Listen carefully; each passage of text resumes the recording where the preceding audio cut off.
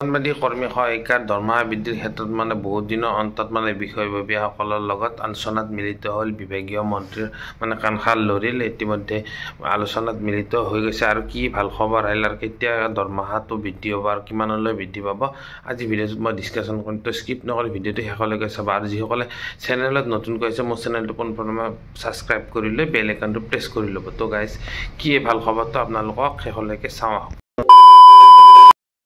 মই মোৰ YouTube channel new dream ব্লগলৈ আপোনালোকক স্বাগতম জনাইছোঁ। আশা কৰোঁ সকলো ভালে কুশলে আছে। অৱশেষত বিভাগীয় মন্ত্ৰী অজন্তা নেওগ বাইদেউৰ গা লৰিল। অজন্তা নেওগ বাইদেউ হ'ল মুখ্যমন্ত্ৰী হিমন্ত বিশ্ব শৰ্মা ডাঙৰীয়াই যি দৰমহা বৃদ্ধিৰ ক্ষেত্ৰত 4জনীয়া কমিটি গঠন কৰিছিল, তেখেতো এগৰাকী সেই কমিটিখনৰে বিষয়ববীয়া। সেই মৰ্মে তেখেতৰ ফোন কলত সদৌ অসম ৰাজ্যিক অংগনবাদী কৰ্মী সহায়িকাৰ সভানেত্ৰী জয়মতী দাস বাইদেউৰ লগতে সম্পাদিকা ইন্দিৰা নেওগ বাইদেউকে ধৰি আৰু দুগৰাকী বিষয়ববীয়া, টোটেল 4গৰাকী বিষয়ববীয়া এই আলোচনাখনত ইতিমধ্যে মিলিত হ'ল।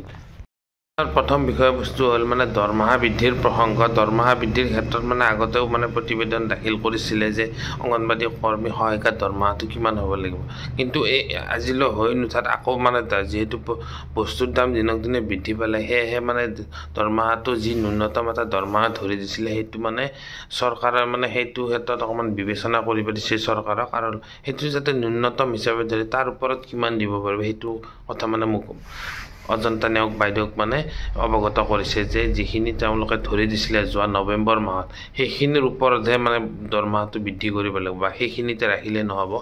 যিহেতু বয় বস্তুৰ দাম দৈনিক বৃদ্ধি পাই আছে, সেয়েহে দৰমহাটো ন্যূনতম দৰমহাটো তেওঁলোকে এটি দৰমহা ধৰি দিছিলে সেই দৰমহাটোৰ ওপৰত ধৰাৰ কাৰণে মই অনুৰোধ জনাইছোঁ। আৰু লগতে স্বাস্থ্য বীমা আঁচনি ESI কাৰ্ডৰ ব্যৱস্থা কৰিব দিছে, আৰু লগতে গুজৰাটত আৰু কৰ্ণাটকত যি গ্ৰেচুইটি প্ৰদানৰ ব্যৱস্থা হৈছে অংগনবাদী কৰ্মী সহায়িকা ৰিটায়াৰ হ'লে এই গ্ৰেচুইটি প্ৰদানৰ ব্যৱস্থাটো অতি শীঘ্ৰে কৰিব দিছে। লগতে অন্যান্য বনাছ যি পূজাৰ বনাছ আছে আৰু অন্যান্য যিবিলাক বনাছ পায় সেইবিলাক বনাছ প্ৰদানৰ কাৰণেও পত্ৰত লিখিত আকাৰে অংগনবাদী কৰ্মী সহায়িকা সন্থাৰ তৰফৰ পৰা বিভাগীয় মন্ত্ৰী অজন্তা নেওগ বাইদেউলৈ প্ৰেৰণ কৰিছে।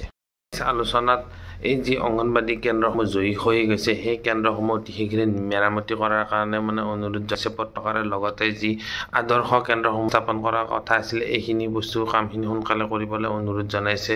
আৰু যি ফেব্ৰুৱাৰী মাহতে যি বাজেট অধিৱেশন অনুষ্ঠিত কৰিব, এই বাজেট অধিৱেশনতে যাতে এই দৰমহাটো বৃদ্ধিৰ প্ৰসংগটো যাতে উল্লেখ কৰে এই বিষয়ে অৱগত কৰিলে বিভাগীয় মন্ত্ৰী অজন্তা নেওগ বাইদেৱে পত্ৰ এখন গ্ৰহণ কৰিছে। আৰু সেই আলোচনা এই সন্থাই সন্তোষজনক বুলি জনাইছে যদিও এতিয়া বিভাগীয় মন্ত্ৰী আৰু যি 4গৰাকী যি কমিটি গঠন কৰিছিলে দৰমহা বৃদ্ধিৰ, তেওঁলোকৰ ওপৰত নিৰ্ভৰ কৰিব কিমান কি বৃদ্ধি হ'ব। আৰু বাজেটত যাতে প্ৰথমে উত্থাপন হয় অংগনবাদী কৰ্মী সহায়িকাৰ দৰমহা যি বৃদ্ধিৰ প্ৰসংগটো আছে প্ৰথমে যাতে উত্থাপন হয় তাৰ বাবে অনুৰোধ জনাইছে।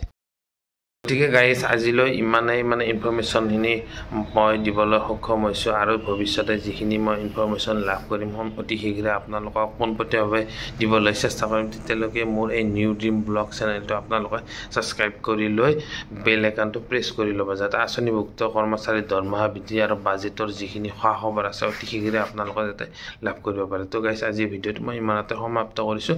চাই থাকিব মোৰ এই নিউ ড্ৰিম ব্লগ চেনেলটো।